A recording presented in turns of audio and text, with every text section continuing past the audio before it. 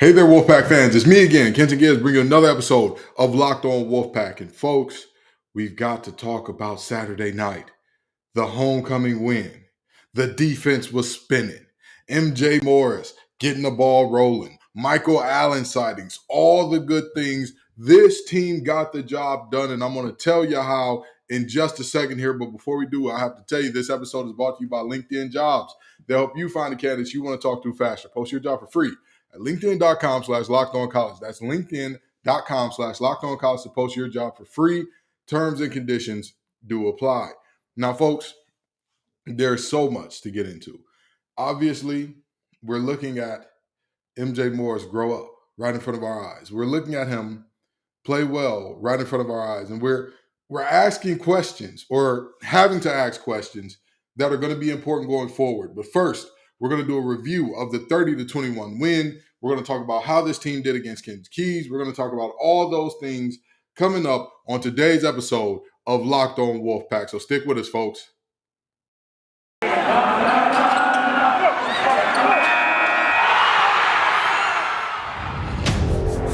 You are Locked On Wolfpack, your daily podcast on the NC State Wolfpack. Part of the Locked On Podcast Network, your team every day.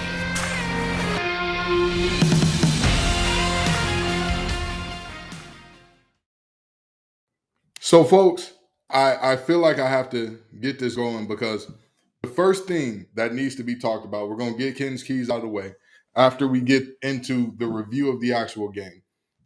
Like I said, our defense showed up and was lights out. And in terms of, you could be nitpicky and say, well, we did give up 397 passing yards. That is a thing that happened. Sure, absolutely. I'm okay with that.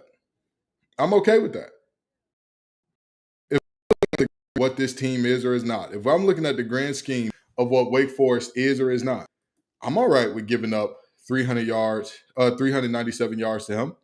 Especially when you look at the running game, and we held them to 17 total rushing yards on the day, on 12 attempts, 1 yard per rush. Or if we take the sacks out, because I believe we got about 4 sacks in there. If we take the sacks out, that would be four of Sam Hartman's attempts. You're looking at 17 yards on 20 attempts. Like, what are we? I mean, at the end of the day, hey, there's nothing else. There's nothing else you could ask for.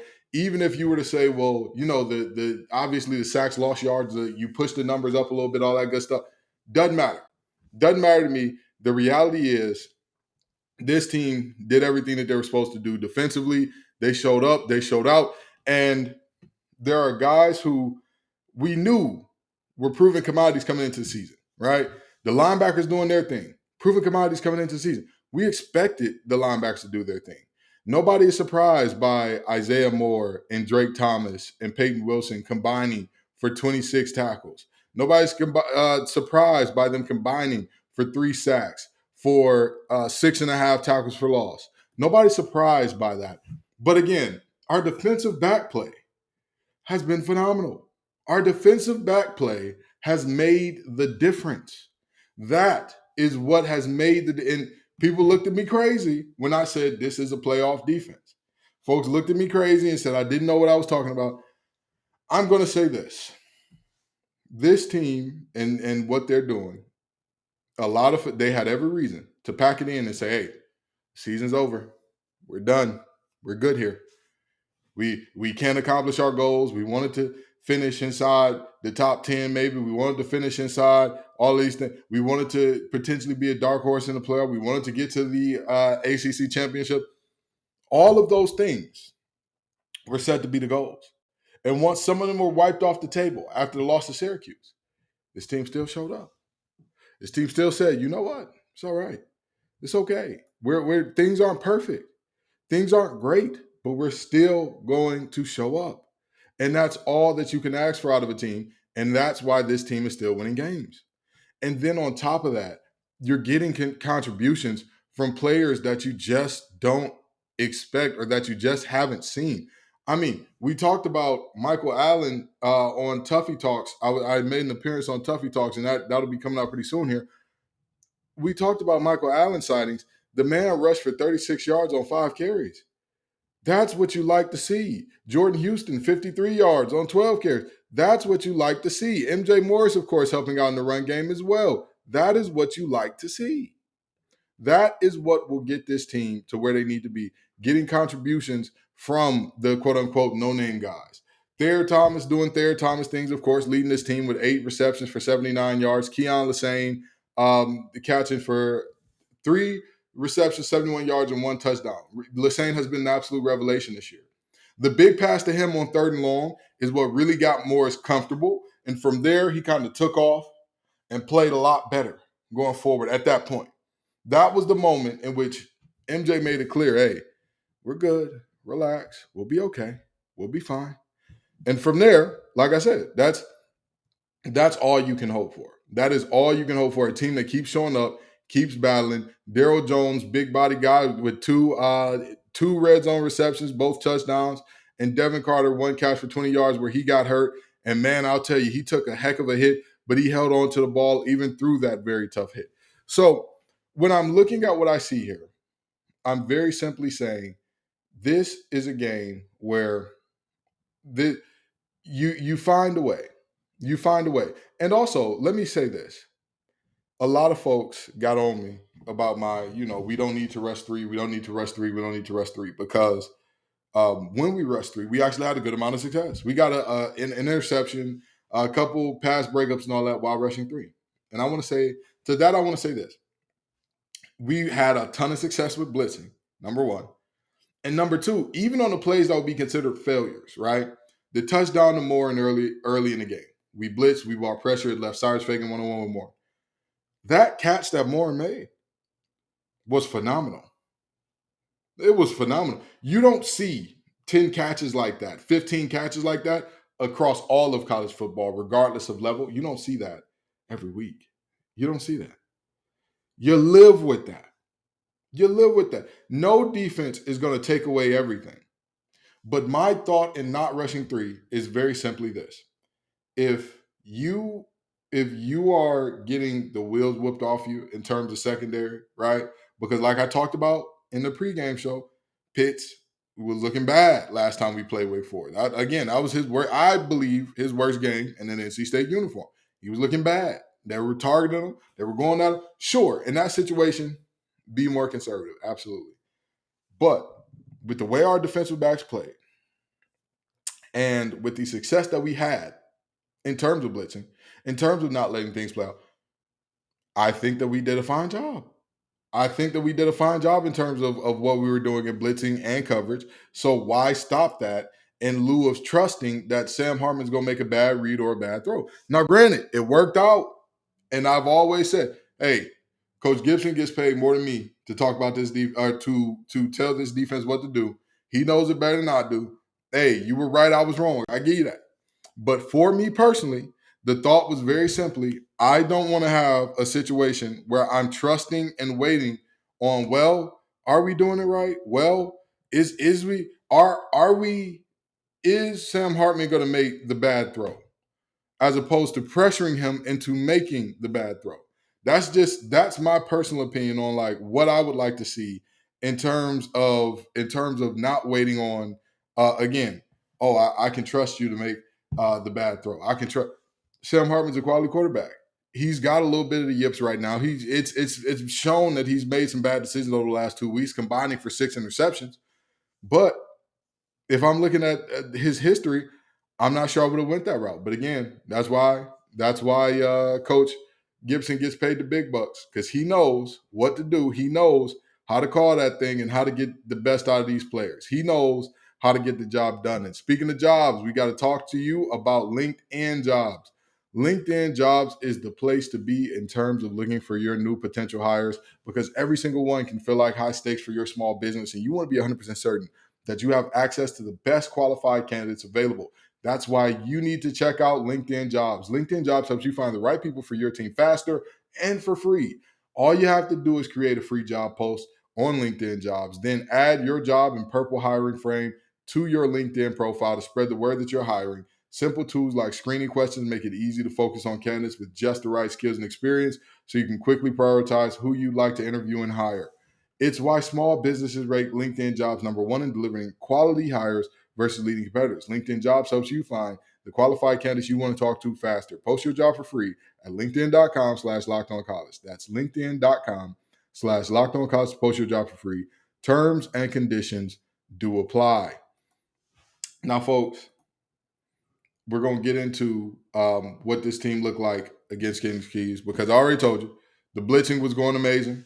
And if you don't believe me, again, let's look at the stats here. Let's just look at the numbers in terms of 3 sacks, one or by our linebackers. You got 1 by Isaiah Moore, 2 by Drake Thomas, 6 tackles in the backfield, or really, I want to say 7 tackles in the backfield by blitzers because you have 2. You have 3 from Drake Thomas. You have 2.5 from Isaiah Moore. You have half a tackle for loss from Tanner Ingle, and you have 1 from Peyton Wilson. So you've got guys, not defensive linemen, getting in the backfield, making things happen. You've got that happening. That is a very real thing. So when I'm looking at this team, I'm saying to myself, hey, the linebackers are reestablishing the line of scrimmage. They're doing what needs to be done. But now let's take a second and let's go ahead and look at Ken's keys in terms of what we did here, okay? The first one, offensively, was a 60-plus QBR for MJ Morris because, again, I did not need him to be absolutely spectacular. Was he lights out from start to finish? No. He started off very slow. It took some time. There were points where you wondered early in the game, was our offense going to be able to get it going and get it started?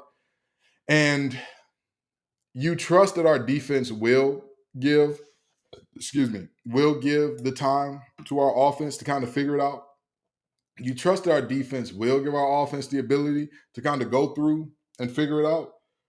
But you also have to have a certain amount of like, all right, we got to go. We got to get up and roll. We got to, because you never want to be counting on the defense in a way that like, hey, if we're allowing more than 21 points, we're going to be in trouble here. So with that being said, MJ Morris had a 64 total QBR. He beat the mark of a 60 QBR, which I set out because, again, it was based on the premise that if we could possibly make a way to where we're looking at very good things happening, to where we're looking at if he was better than average, he was going to put us in a position to win. That's what I felt like in my heart of hearts. And he did that. The next one was 140 total yards by our backs because I believe that the running game was the key against this defense. And they had problems stopping the run all year and all that. However, out of our backs, we only got about, I want to say, 89 total yards. We didn't have 95 total yards out of our backs. We didn't have the greatest showing on the ground, but we did it well when we wanted to. Like that's really what matters. Because when I look at Jordan Houston, 4.5 yards per carry. When I look at Michael Allen, 7.5 yards per carry. When I look at DeMarcus Jones, 6 yards on his only touch of the game. I'm looking at this group and I'm saying, hey, at the end of the day, that's good enough to get the job done. It may not have met the goal, but it's good enough to get the job done. And less than 5 penalties, less than 5 pre-snap penalties and all those, bonehead plays that just seem to knock our offense off rhythm that we can never recover from. I believe we did that. I believe that we held that down. We had 6 penalties for 38 yards on the day as a team, and I believe one was the personal foul with yanking off the helmet from Tanner Ingle, and one was a pass interference. So we did our job of less than five penalties on the offense, and then one of the keys was no more than 4 plays of rushing. We go to the defense now. The keys defensively, no more than 4 plays of rushing 3. We didn't do that. We had a ton of plays where we did, but honestly, the situation in which we did, for the most part, I'm not upset about. Late in the game, when they're down 9 with about 3 minutes to go and they're driving, I'm okay with you rushing 3 then. I'm okay. I'm all right with that. I'm all right with that simply because if you're going to say, hey, we're going to keep everything in front of us and y'all got it, you can march, you can drive, you can get your yards, but you're going to take some time off the clock to do so. I'm all right with that. I'm perfectly content. I'm perfectly fine with that happening. At least 8 QB hits. We got that done. We made Sam Hartman uncomfortable all day. We made him uncomfortable. We made it tough on him. And that's what matters. I believe we had a total of, I want to say, like 8 or 9 QB hits. That's what you love to see. That is what you love to see right there. That's, again, you can only make these things, you can only make Sam Hartman look bad if you're finding ways to not only disrupt his receivers rhythm, but also his. When he can't step into a throw, that's just, he's not Superman, he's not God, no quarterback is. When they can't step into throws, when they can't get their full power behind the throw, that's where you see the lame ducks. That's where you see they have to kind of muscle it and arm it, and that's where you see the accuracy tend to drop off a bit. That's where our defensive backs step in and get themselves some turnovers. That's where you get in and do that. So that is the reality that we're looking at there. And the last one was our defense needed to go 40% or better in terms of third down and third down stops. We did not. We were 7 of 16. So this team was, I mean, hey, they did what they had to do in terms of, if you include fourth down in there, they were 9 of 20, which means that they were 9 of 20 is exactly, what is the word that I'm looking for? 45%. I don't know why my mind just went blank there on the math, because it's 20%. It's 20 of an item, so each one is 5%. A little math trick for you there. But anyway, they went 45%, which means we were close. But again, the turnovers greatly helped. The fact that we completely snuffed out the run greatly helped.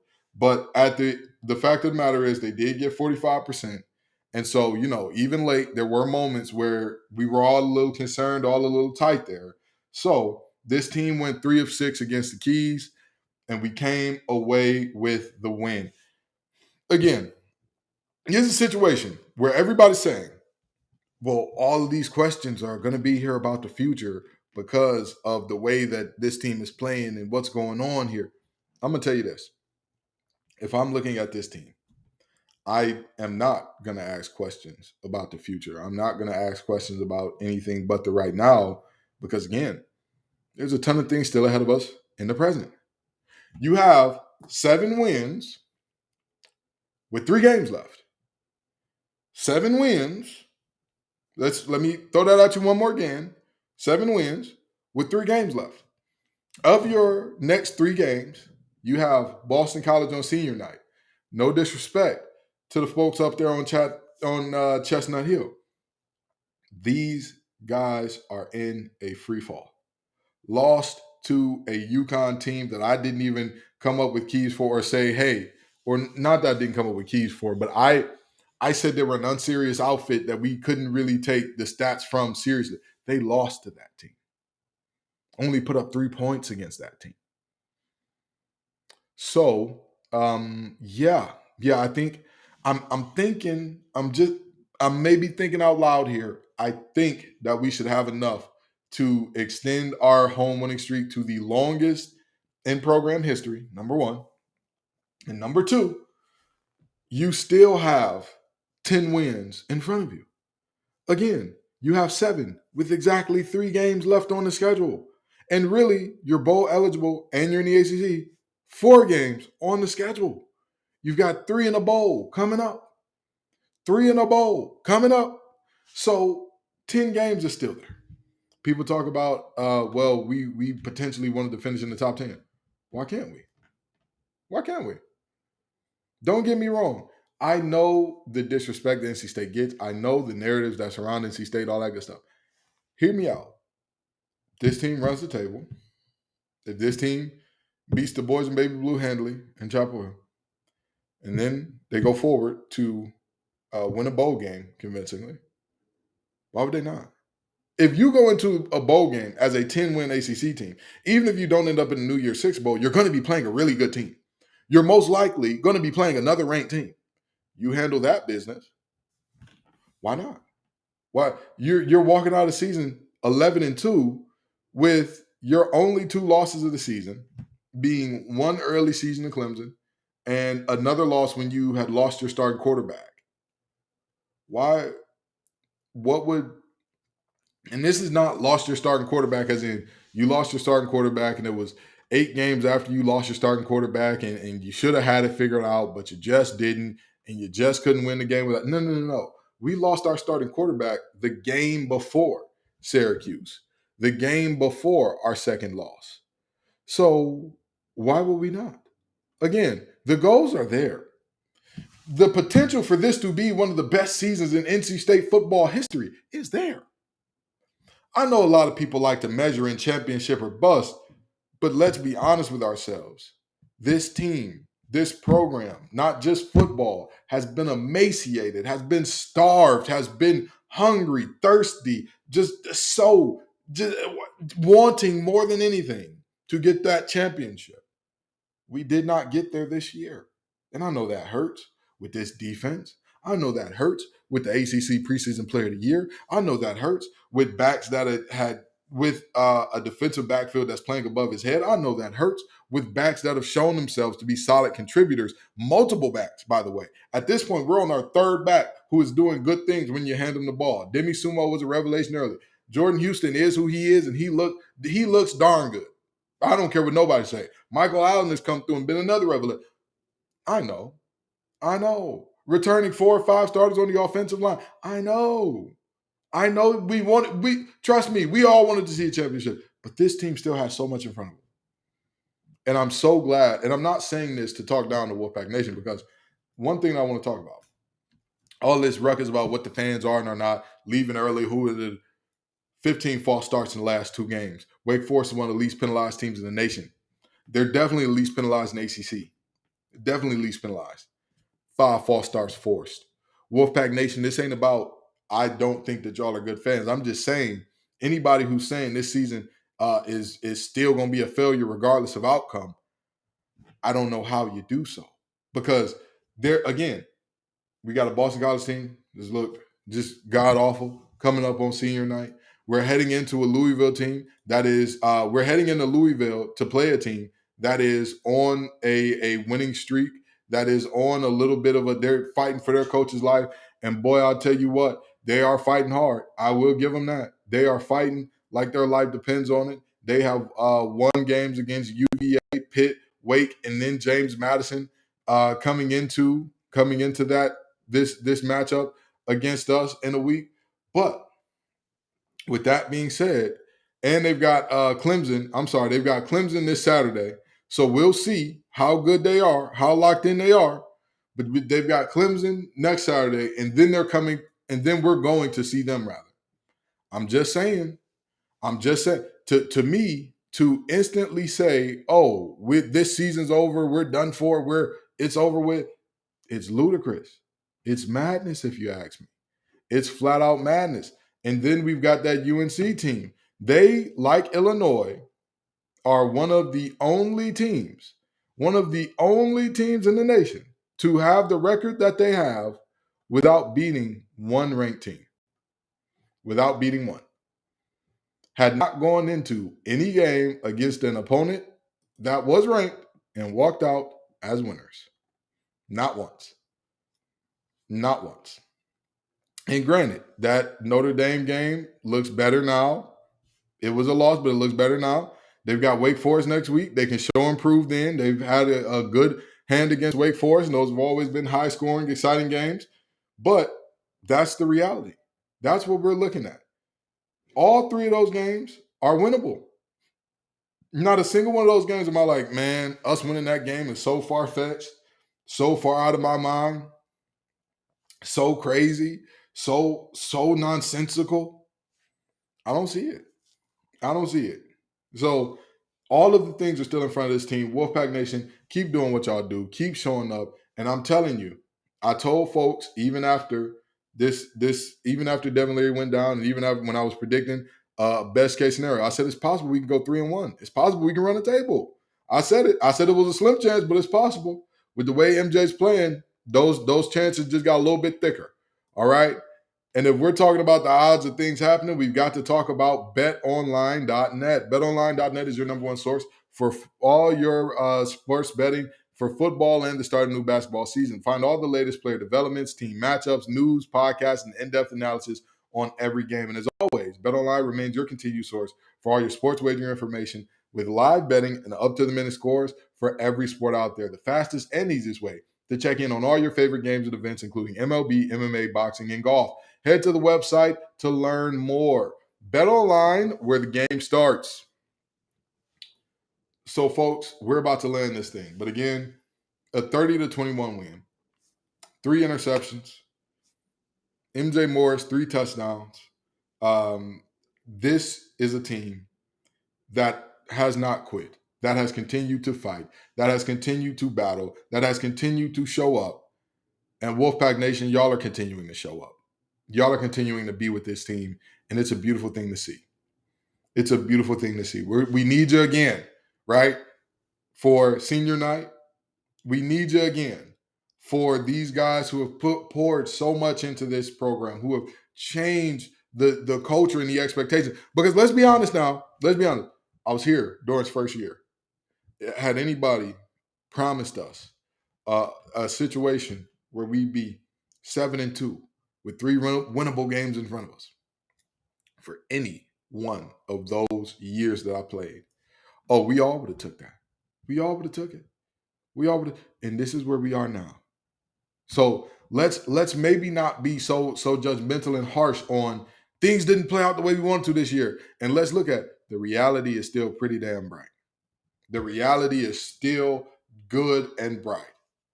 Thank you all so very much for coming out. I appreciate you every single time, Wolfpack Nation. This show is what it is because of y'all. Peace and love, y'all. And as always, go Pack.